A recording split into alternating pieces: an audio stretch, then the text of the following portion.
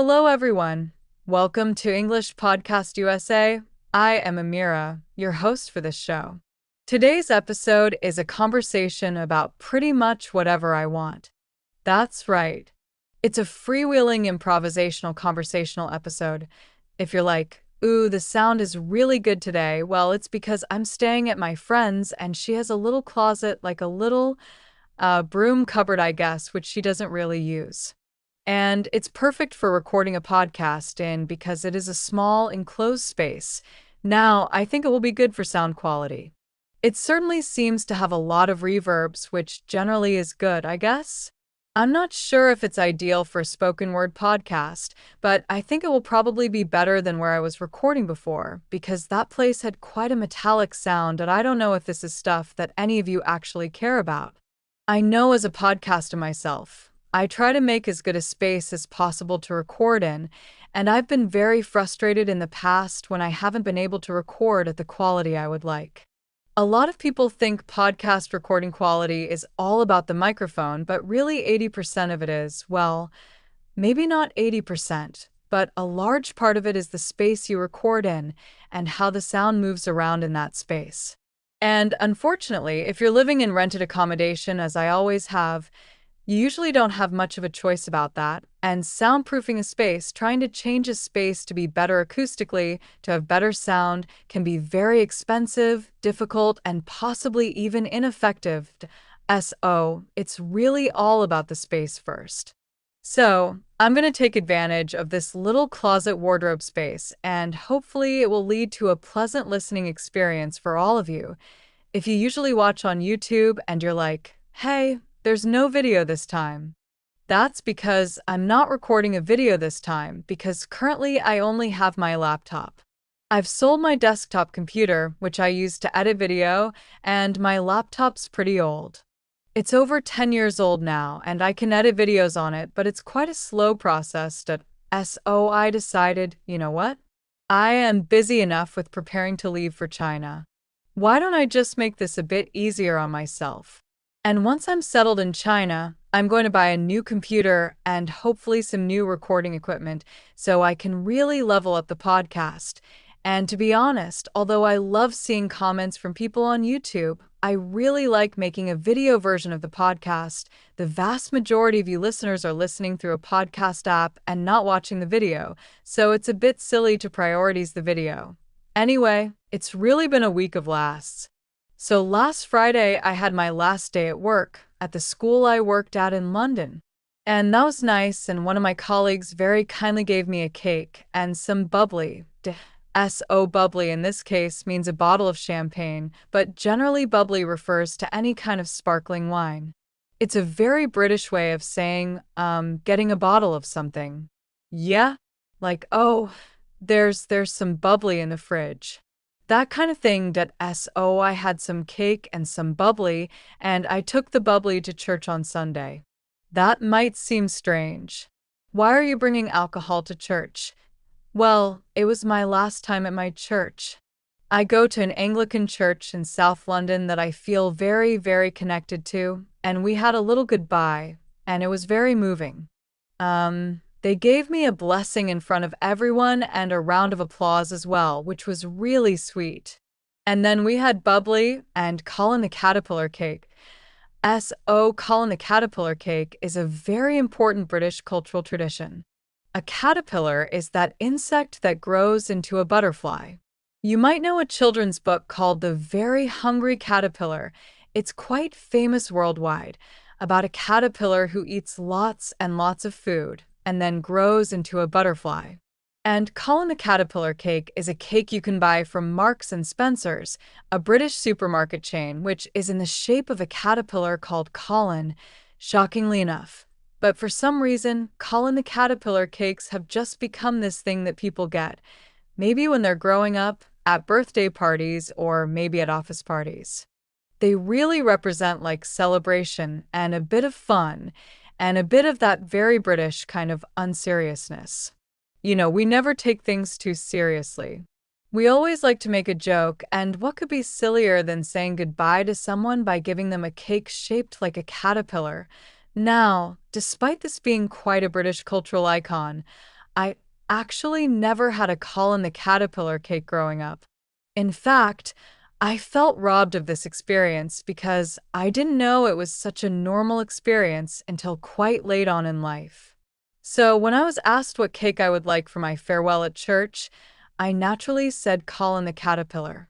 Well, actually, I was hoping they might get me a really fancy cake from this cake shop around the corner. But Colin the Caterpillar was also a good choice.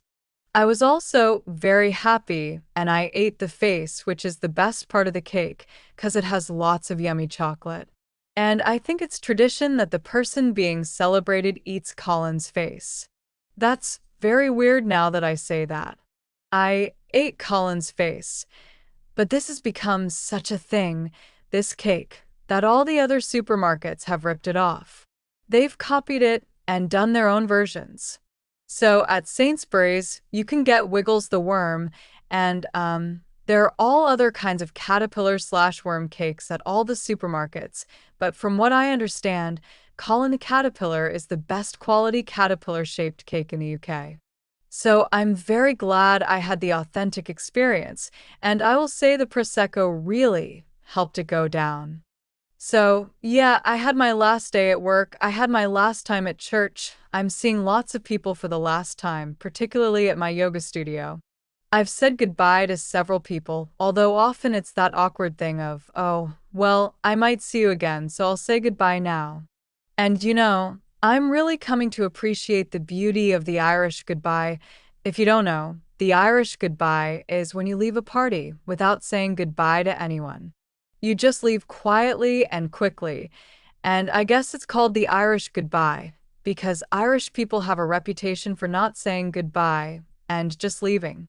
I don't know if that's because Irish gatherings tend to be very big, very family-focused, and I know from personal experience if you have a big family, saying goodbye can become a whole operation. Certainly at my family gatherings, you need to plan in at least 10 to 15 minutes before you actually need to leave to say goodbye to everyone, because everyone wants to talk to you when you say goodbye, and there's hugs and kisses, and it turns into quite an operation. There were various groups and spaces and people who I was planning on saying a formal goodbye to, maybe seeing at yoga or sending them a text. And then I just realized I couldn't be bothered. And that's not that I don't want to say goodbye to these people, but it's really hard when I'm in this headspace of, okay, I'm getting ready to leave. I'm trying to rest before I go. It's going to be a big change. And then people are like, oh, wow. Oh, you're going to have an amazing time. Have a safe journey. Oh, it's been really nice to know you. Oh, well, maybe I'll see you again. And you're going through this same script of saying goodbye again and again with different people. And I don't know, it just feels a bit unnecessary. Like, I'm sure some of these people will send me a text message when they realize I've gone. And that's lovely, and I'm happy with that, but I don't feel this need to make long, drawn-out goodbyes with everyone. Originally, I thought this last week was going to be very social. I thought I would have a last drinks event and say goodbye to everyone. But yeah, I've actually just been spending a lot of time by myself, and that's been lovely. I've been resting a lot, which has been much needed, and actually it's really kickstarted my creative process. Yesterday morning, I just wrote 3 stories for the podcast back to back. That was really cool. So it's clear that this is what my body needs, and I was telling myself, oh, I need to make sure I do lots of exercise this week because I'm going to be sitting on a plane for 12 hours on Sunday. And then my friend pointed out to me, travel is very tiring. Sitting on a plane for 12 hours, it's not like just relaxing at home. It's going to tire you out. And I was like, oh yeah, travel is exhausting. Like, I had kind of forgotten about that part. So I should rest up in anticipation of the travel fatigue. I will say I'm actually weirdly excited about the plane journey, about the flight. It will be the first time I've flown long haul. Long haul is when you fly like a really long distance. It'll be the first time I've flown long haul since 2013, I think, when I flew to Japan. So that's going to be interesting. I'm flying from London to Shanghai, And then I'm getting the maglev train from Shanghai Pudong Airport to the city center. Maglev is short for magnetic levitation, and it's this very complex high-tech form of train that literally levitates on magnets. It floats on magnets, and this train goes at 350 kilometers per hour. So it gets you from the airport to the city center in 10 minutes. Needless to say, we don't have anything that cool in the UK, certainly nothing that fast, so I'm really looking forward to that. Then I'll have a few hours in the city center. I'll probably store my luggage and go and have breakfast somewhere because I will be landing in Shanghai at about 8 in the morning. And then in the afternoon, I'll be going to the other airport. Not to fly, but to get the train from Shanghai to Ningbo, where I will be picked up and beginning my new adventure in China. One thing that's always horrible about flying long haul east is that you get jet lag, right? Jet lag is when your body can't adjust to the difference in time zones and you feel very tired. But there is a scientifically proven method to avoid jet lag, and it is fasting. Now, I've talked about intermittent fasting on the podcast before, but essentially this is a method that I think it's the Foreign Services Institute in America invented, where basically you calculate when your first meal will be in the country you're going to, and then you fast for 16 hours leading up to that. So theoretically, I will be fasting from 9 a.m. on the day I fly until I land and get breakfast. The reason for doing this is when you fast and then eat a meal, it kind of resets your body clock.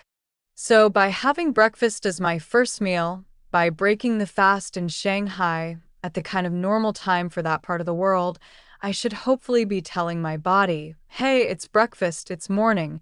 And there are also some other parts like you're supposed to spend a lot of your first day outside, get lots of sunshine. You're also supposed to eat a specific diet leading up to the fasting where you eat loads of carbohydrates on one day and then loads of protein on the next. I'm not doing that. I can't be bothered. That sounds like a lot of work.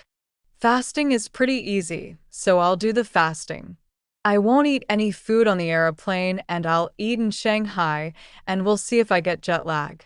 I also have some melatonin pills, so that will help prevent me getting jet lagged. And I don't remember getting really bad jet lag either time I went to Japan. I had some jet lag, but it wasn't a massive problem, but it's been a long time.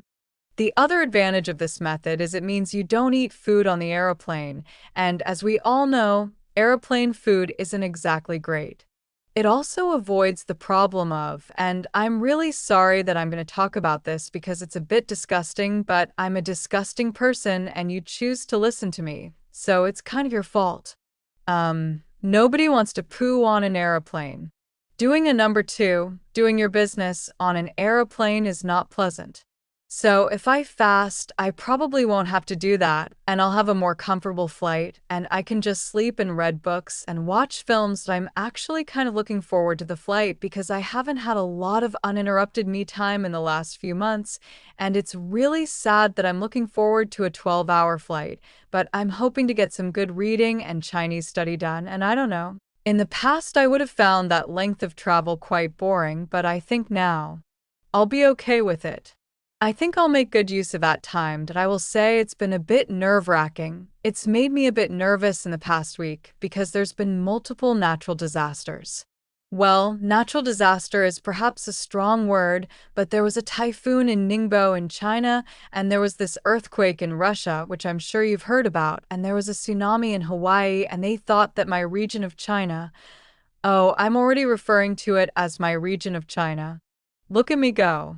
My region of China, Zhejiang, where Ningbo is located, did have a yellow flood warning.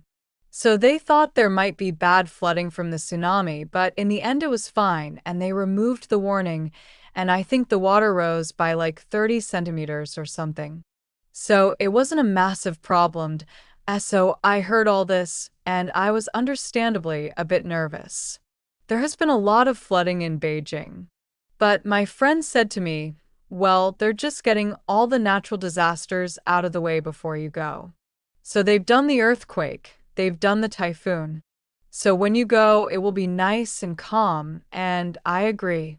I think that's exactly what's happening. Or maybe when I go, it will get even worse. We'll see that I've also been studying a bit of Chinese. I've been using this really fantastic Chrome extension. So it's a program that you can install on your web browser, and it's called Language Reactor, and basically it lets you watch Netflix or YouTube with all of the subtitles on the right-hand side, and you can click the subtitles to jump to that part of the video, and you can highlight words to get an instant translation, and you can get a line-by-line translation of the story. Because basically I'm at the level in Chinese where I want to be using resources that aren't for learners. So, I want to be watching TV shows and reading books, but it's still very difficult for me to understand anything. So, by using Language Reactor, I can kind of just look up some of the words that I don't know and get a gist of what it means. I really believe in studying using comprehensible input methods, and this is a great way of doing it because I can get just enough of the meaning from the dictionary words to understand what's going on in the story, but I don't have to look up every word. This kind of study feels like really hard work at the beginning. I'll watch a 30-minute episode of this TV show and I genuinely feel exhausted afterwards, but I know it's just going to get easier with time, and I can already feel my vocabulary expanding. For example, I learned the word wenru the other day, which means soft, I think, like emotionally soft, or at least that's one of the ways it can be used, wenru. But yeah, using Language Reactor, I just feel so grateful at how much easier language study has become. When I compare studying a language now to when I was a teenager, it's so much easier. There are so many more resources. The quality of the resources is generally higher. A lot of the resources are free, and there are all of these tools and programs, a lot of which use AI, which really help facilitate the difficult parts of language learning. Now, I will say it's also much harder now in the sense that there are all of these really tempting tools like Duolingo that give you the illusion of learning a language, when really they're just helping you play a game. So, I think you can get really lost in all of these new apps and methods and programs, which don't actually help you learn the language. If anything, they get in the way of accessing the content directly. So, I would say these tools need to be used really carefully. Actually, maybe I should do an episode about this. The thing is, I'm still kind of getting to grips with a lot of these tools myself. It's quite difficult because often I know that I could improve my study methods, but I don't know exactly what tools I should use because there are so many options. Some of them are free, some of them are paid, but something like Language Reactor I would happily pay for. In fact, I'm on a free trial of their pro version, and I probably will pay for it because it genuinely completely changes the process of studying. That I was watching some of this show before without this tool, and I could understand maybe 20%, and I miss so many of the cultural cues and the deeper meaning of the episode. And watching it with Language Reactor, being able to translate words on the fly, I understood so much more, and I enjoyed it so much more, and it was a completely different study method. Now, to be fair, that kind of immersion where you just watch and don't worry about looking things up, that's also a really important thing to do. But I think that's something I'll want to do later on in my study because right now I don't have the vocabulary to really get the most out of that.